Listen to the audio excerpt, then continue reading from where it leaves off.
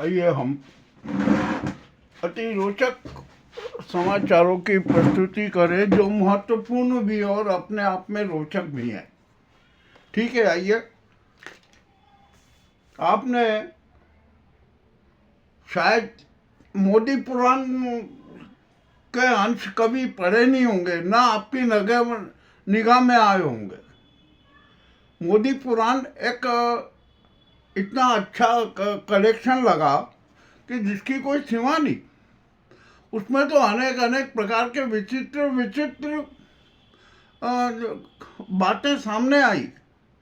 यानी मोदी जी कितने महान हैं भाई, इससे महान आदमी तो कोई हो ही नहीं सकता। और वास्तव में हुए भी महान, क्योंकि वे तो नॉन बायोलॉजिकल हैं, विष्णु के अवतार हैं। तो ऐसे व्यक्ति का चरित्र तो बड़ा विशाल ही होना चाहिए, ऊंचा ही होना चाहिए। तो आइए अब कुछ हम बात करते हैं। मुझे जब मैंने वो देखा ना, मोदी पुराण के कुछ अंश मेरे सामने आए, मैंने कहा वाह भाई, बड़ी अच्छी बात है। तो आइए मैं कुछ उसमें सारे अंश का तो विवरण नहीं दूंगा, मैं कुछ महत्वपूर्ण अंशों का जो विवरण देता हूँ। शायद आपको वो पुस्तक पढ़ने को नहीं मिलेगी, मोदी पुराण, ठीक है, ना मिले, पर हमने सोचा कि क्यों ना एक ऐसी मोदी पुराण निकाल ही लेंगे। हमने क्या दिक्कत है, इतना सब कुछ करते हैं, ये करते हैं, तो मोदी पुराण निकालने में भी हर्ज क्या है, निकाल देंगे। चलिए आइए, मैं कुछ जो महत्वपूर्ण अंश सुनाता हूँ, उसके अंश बताता हूँ कि हमारे मोदी जी कितने महान हैं। आपने मोदी जी के बारे में सुना होगा कि चाय वाला, ठीक, मोदी जी ने चाय बेची होगी, और बेची भी होगी। हम तो मानते हैं कि बेची होगी, कोई झूठ नहीं है। नहीं भी बेची होगी तो भी मान लेंगे कि हाँ बेची। और बेची भी कहाँ, वडनगर स्टेशन, जो कभी स्टेशन नाम मात्र का रहा हुआ। और वहाँ पर जहाँ तक उसमें विवरण आया कि उस स्टेशन पर कभी यात्री गाड़ी आती ही नहीं थी, कोई मालगाड़ियाँ ही निकल जाती थी। और उस स्टेशन पर मोदी जी ने 2 रुपये कप चाय बेची। सोच लीजिए, ये घटना 35 साल पुरानी है। तो कमाल की बात है। जिस समय में चाय है ना 1 आने कप 1.5 आने कप मिलती थी, उस समय मोदी जी ने 2 रुपये कप बेच दी थी, है ना। इतना बड़ा महान व्यापारी तो शायद हमारे देश में कभी हुआ ही नहीं। चलिए ठीक है, ये बात है। अब आपने ये मेल व्यवस्था सुनी ना, मेल व्यवस्था होती है, देखी नहीं आपने? ये जीमेल व्यवस्था कब से शुरू हुई, याद है आपको? नहीं याद है ना, जरा निकाल लीजिए, याद कर लीजिए कि ये कब शुरू हुई थी। तो जब ये जीमेल शुरू नहीं हुआ था ना, तो उसके पहले ही मोदी जी ने जीमेल का उपयोग शुरू कर दिया था। इतना जीमेल का उपयोग कर दिया था कि हद से ज़्यादा। और उस जीमेल से मैसेज भी किसको भेजा था? अडवाणी जी को। मामला बड़ा विचित्र है भाई।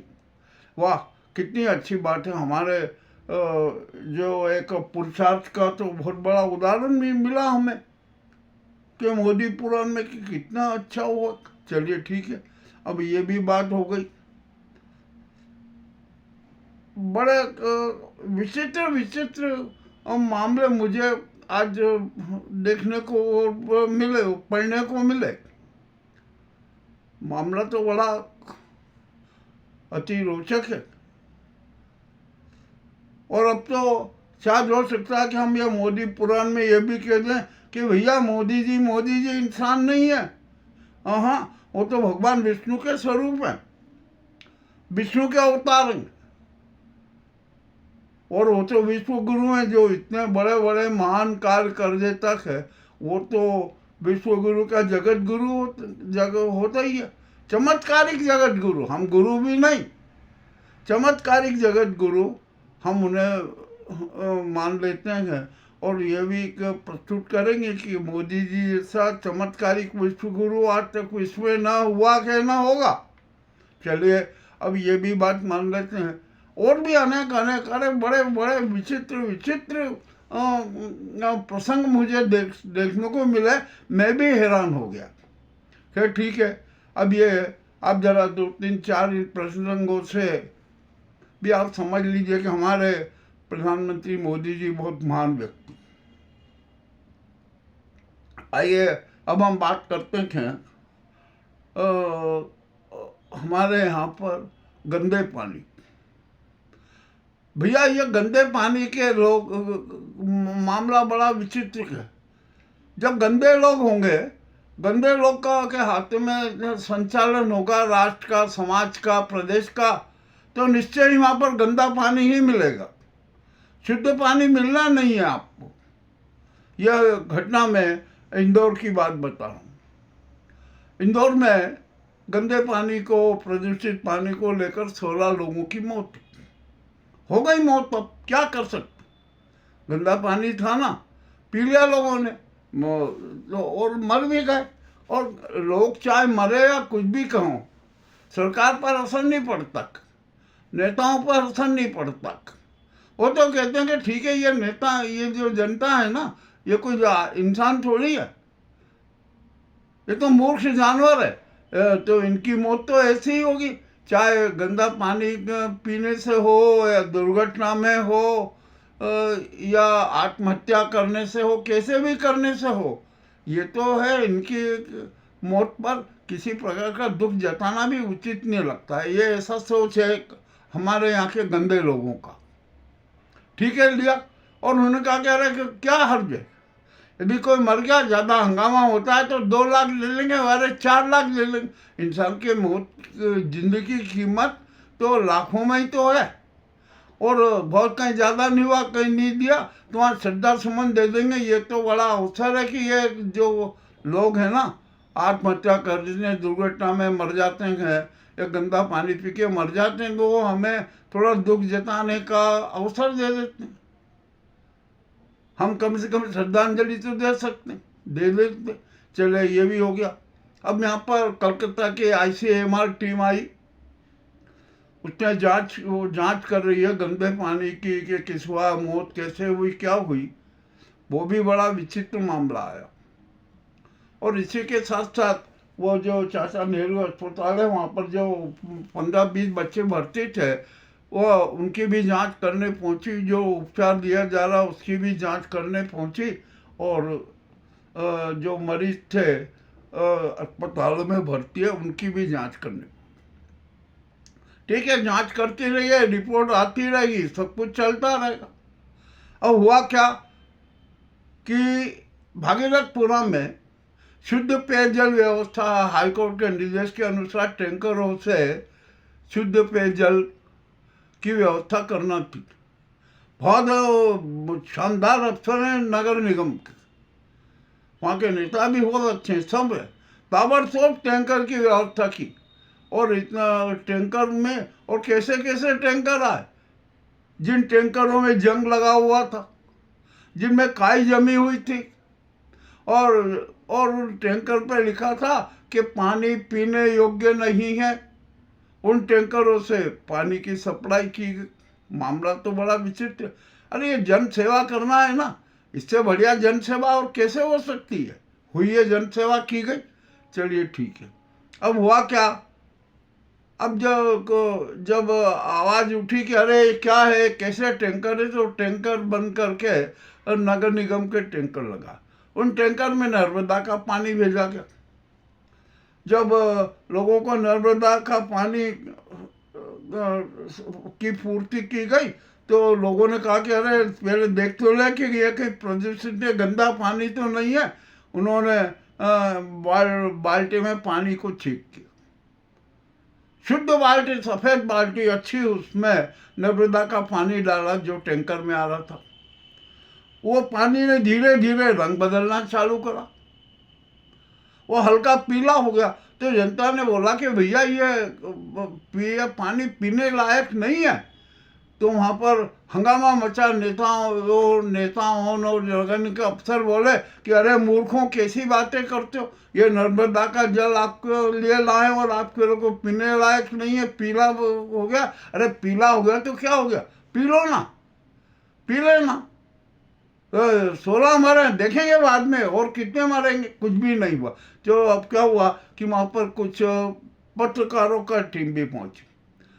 वो अपने साथ एक मीटर लाई थी जो पानी की गुणवत्ता बताती है, ठीक है, वहाँ पर। और उनके साथ तो एक कोई पैक्ड वाटर भी था। आजकल पानी का तो व्यापार होता ही है, और बोतल बंद पानी की वो भी वाटर लाए थे। उन्होंने दोनों का वो किया, एक ग्लास में अलग पानी निकाला, एक में नर्मदा का निकाला, एक में बोतल बंद पानी का निकाला, और अपने टेस्टिंग मीटर से टेस्ट किया। जो नर्मदा का पानी है ना, उसका TDS 202 निकला। जिस पानी का 202 होता है ना, पीने लायक नहीं होता। मामला बड़ा विचित्र कि इतना बड़ा हादसा होने के बाद भी आप प्रदूषित पानी के सब आपूर्ति कर रहे हो। मेरे नागरिक बड़े आक्रोशित हुए, महिलाएं भी कुछ आक्रोशित थी। उन्होंने कहा ये पानी नहीं पिएंगे। तो पत्रकारों ने पूछा कि फिर आप क्या पिएंगे? अरे उन्होंने कहा बारो वाटर लाएंगे, बोतल बंद पानी है उसको खरीद के लाएंगे, वो करेंगे। और ज़्यादा हुआ तो RO प्लांट घर में ही लगा लेंगे छोटा। तो पत्रकार ने सवाल किया कि आप तो इतनी आय है नहीं, कैसे आप लगाओगे? तो बोले कुछ भी करेंगे, कर्जा करेंगे, ये करेंगे, किंतु RO प्लांट तो लगाना पड़ेगा यदि ये यहाँ पर शुद्ध पानी की व्यवस्था नहीं हुई तो। ठीक है सर, अब ये तो मामला हो गया, बोलिए। अब आप ये देख लीजिए कि इतनी त्रासदी के समय में भी शासन प्रशासन कुछ व्यवस्था नहीं कर सका गरीबों के लिए, नागरिकों के लिए। जिस सरकार को क्या कहें। चलिए ये भी अब हो गया। अब वहाँ पर मैं राजस्थान की तरफ आता हूँ। हमने बार बार चलाया था वसुंधरा के लिए, तो अब तो वसुंधरा ने तो भाजपा की पोल खोल दी, भाजपा को चुनौती दे दी, खुला चुनौती दे दी। जैसे उमा भारती ने मध्य प्रदेश सरकार को चुनौती दे दी, उसी तरह से वसुंधरा राजे ने भाजपा के नेतृत्व को चुनौती दे दी। और कौन? महासचिव के सामने संतोष जी बैठे थे वहां पर, बहुत बड़ी चर्चा हुई। यही तो वसुंधरा ने स्पष्ट ललकार दिया कि जिस पार्टी में हमारे कार्यकर्ताओं का सम्मान नहीं होता है वो पार्टी अच्छी नहीं होती है। पार्टी के कार्यकर्ता और मोदी जी के कार्यकर्ता की आवाज मानी जाती है। अरे वसुंधरा जी यहाँ थोड़ी गलती कर दी। मोदी जी की आवाज तो जनता की आवाज और कार्यकर्ता की आवाज नहीं हो सकती, क्योंकि जो मोदी पुराण में जो तथ्य है ना, उसमें तो झूठ ही झूठ है, बहुत सारे झूठ का विवरण है। तो कार्यकर्ता कैसे झूठ बोलेगा? तो यहाँ थोड़ी हो गई। तो उन्होंने बोला कि नहीं, जो कार्यकर्ताओं की उपेक्षा होती है ना, वो बर्दाश्त के लायक नहीं है। ठीक है, चलिए अब जो भी हो रहा है ना, अब देखेंगे यहाँ पर कि क्या हुआ क्या नहीं हुआ। बड़ा रोचक मामले सामने आ रहे हैं। अब आप आ जाइए, थोड़ा हम विदेश की बात कर लें। वेनेजुएला में अमेरिका का पूरा हस्तक्षेप हो गया।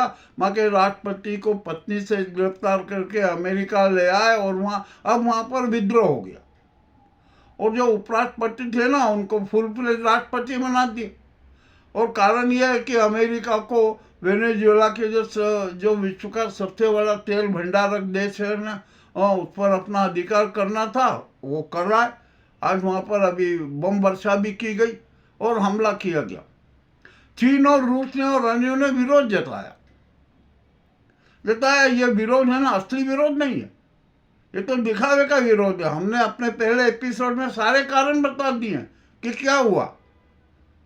अब अमेरिका ने जो वेनेजुएला पर हमला किया, उस पर अधिकार करने का किया ना, ये एक प्रेरणा बन गया। किनके लिए? चीन और रूस के लिए। चीन अब ताइवान पर हमला करके उसको अपने अधिकार में कर लेगा तो ट्रम्प भी कुछ नहीं बोलेंगे। वो आ जाएगा कि आपने वेनेजुएला पे अधिकार किया, हमने ताइवान पे कर लिया तो क्या हो गया। इसी तरह से रूस और यूक्रेन के युद्ध पे चल रहा है। अब पुतिन भी है ना यूक्रेन पर पूरा अधिकार कर लेंगे और ट्रम्प उनका पूरा सहयोग देंगे। जेलेंस्की को भी बार बार टॉर्चर कर ही ना, तो इस प्रकार वो रूस का भी लक्ष्य सिद्ध हो जाएगा, चीन का भी लक्ष्य सिद्ध हो जाएगा और अमेरिका का लक्ष्य तो सिद्ध हो ही गया। अब उत्तरी कोरिया के किम जोंग ने धौंस दे दी कि अरे ये वेनेजुएला का ये हुआ तो तीसरा विश्व युद्ध चालू हो जाएगा। अरे देखिए भैया, कितनी बार ऐसी घोषणा कर सकते हैं, अब देखते क्या। हाँ, परंतु अमेरिका ने ईरान को चेतावनी दे दी कि जिस तरह से वेनेजुएला के राष्ट्रपति को हम गिरफ्तार करके पत्नी सहित लिया है ना, उसी तरह ईरान में भी हम एक्शन लेकर खोमनई को गिरफ्तार करके अमेरिका ले आएंगे। अब देखते हैं लाते हैं कि नहीं, क्या होगा क्या नहीं होगा, ये बात की बात है। परंतु ईरान को संकेत तो दे ही दिया। अब यहाँ पर भारत बड़ा धर्म संकट में आ गया। भारत ने वेनेजुएला के मामले में कोई विरोध नहीं जताया, मौन रहा, निष्पक्ष रहा और यहाँ तक खाली एक बयान दे दिया कि अरे जो भी विवाद हैं, जो भी आपसी मतभेद है ना, उनको चर्चा के द्वारा हल कर लिया जाए। ठीक है। अब ये मोदी जी है ना, अमेरिका के हितों के खिलाफ तो कभी जा ही नहीं सकते, क्योंकि अनुबंध है उनका अमेरिका से। चलिए ठीक है, ये भी हो जाएगा और ये बात भी है ना मोदी पुराण में निश्चित ही आएगी और जैसे भी होगा वैसे देखेंगे। अब यह मामला तो वो बड़ा रोचक हो गया। अब स्थिति, अब क्या तीसरा विश्व युद्ध होगा, इस पर भी अभी चर्चा चल रही है। मामला कुछ भी नहीं होगा, इस पर से शायद हो सकता है कि युद्ध हो ना भी हो, अभी हम कुछ भी नहीं कह सकते। 2 दिन बाद हमें स्थिति स्पष्ट हो जाएगी कि विश्व युद्ध होगा या नहीं। चलिए आइए, अब यहाँ पर हम आते हैं जो प्रमुख घटना है विश्व की, जो आपके सामने हमें प्रस्तुत की है। अब आजाद फिर हम भारत में आ जाते हैं, उत्तराखंड में। आज उत्तराखंड में अंकिता भंडारी को लेकर जनता सड़कों पर उतरने वाली थी, प्रदर्शन कर रही थी। देहरादून के एक सभा स्थल मैदान पर सब एकत्रित होना थे 11 बजे, मगर धामी सरकार ने क्या पता है, जो एकत्रित स्थल से दूर से ही करीबन 1 किलोमीटर पहले से ही बैरिकेड लगा दे के कोई भी व्यक्ति प्रवेश न कर सके। मगर जनता भी बड़ी चतुर थी। उसने क्या पता है आपको कि 1500 के झुंड बनाए, ग्रुप बनाए। उन्होंने कहा कि आपको ये जाना है और अपने को ग्रुप में जाकर मुख्यमंत्री का घेराव करना है। मुख्यमंत्री से तो कह रहे थे कि अरे मैंने बैरिकेड लगा दिया, पुलिस तो हो जाएगी, सबको गिरफ्तार कर लेगी, वो कर लेगी, परंतु ऐसा हुआ नहीं। उन्होंने जो समय 11 बजे का दिया था उसके पहले से ही लोग एकत्रित हो गए और ग्रुप में उन्होंने मार्च कर दिया। मामला तो बड़ा विचित्र हो गया। अब यहाँ पर देखते हैं क्या होता है क्या नहीं होता। मामला बड़ा गंभीर हो गया।